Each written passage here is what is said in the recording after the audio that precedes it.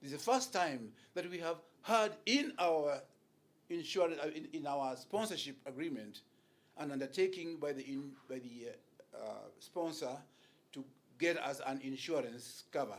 It is for this reason that I take this opportunity to particularly thank our sponsors for thinking about this thing, because I think it will make a big difference. It will lessen our burden. It will also quicken the treatment or the care of our players and our technical bench. So, mimi najua umuhimu ya kukuwa na insurance, na nilipopata jeraha ilinichukua muda kutibiwa. Kwa hivyo naweza sema ni jambo kubwa sana kwa timu yetu.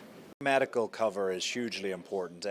Football is a risk-based game. You can never tell when a tackle's going to go in. It might not be intentional, but the idea of sort of broken legs, broken ankles, we hope it doesn't happen, but we know it can happen in football. And so the nature of medical cover, especially if someone needs surgery, it can be very expensive. And when it's expensive, clubs have a lot of overheads. There's a lot of things need paid.